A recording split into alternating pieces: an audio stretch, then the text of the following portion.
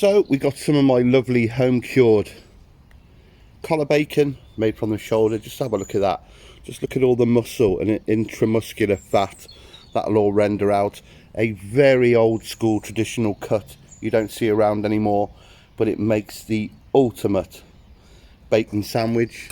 So what I'm going to do, in a cold pan, just place the bacon in. I'm going to add a spot of water. That will start the rendering process. Then I'm going to kick the tyres and light the fires. The bells are ringing. My trusty camping stove, this has seen some action, I tell you.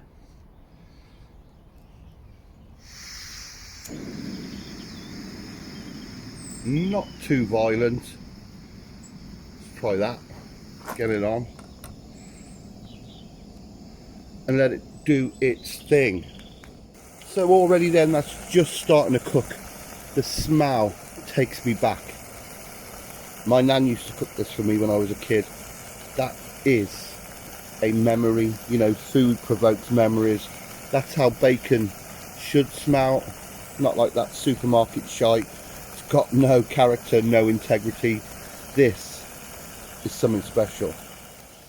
So what you're seeing here then, this isn't white gunk, the phosphates you get in cheaper bacon. This is just that water I put in to start the rendering process. This will all disappear, the fat will render down, and you'll just be left with pure grade A lard. So if you listen carefully now, it's just starting to change pitch. So it's burnt off any of the moisture in there. Now we're actually frying. You can hear that sizzling coming. So this is where it's working on breaking down that fat to make it nice, crispy, umami, gorgeous bacon fat. Just listen to that sizzling. Just look at that. Fat's rendering out. That's nearly done, you know. So even the egg is magnificent. You watch me break this yolk now. No pressure, eh? A nice free range egg. Just put my beautiful bacon to one side. Now that egg will fry in the bacon's lard. Cooking on a bit of an angle here, so, but we'll get there. Got to fit on my roll, man. So we'll fold it nicely. Always rip your roll, because it gives you more surface area for all the juices to get in than a flat clinical surface. So we'll have a couple of them like that. Let's give it a bit of a fettle in the lard just to cook that white a bit. I don't want no snotty fried egg. I'm not French.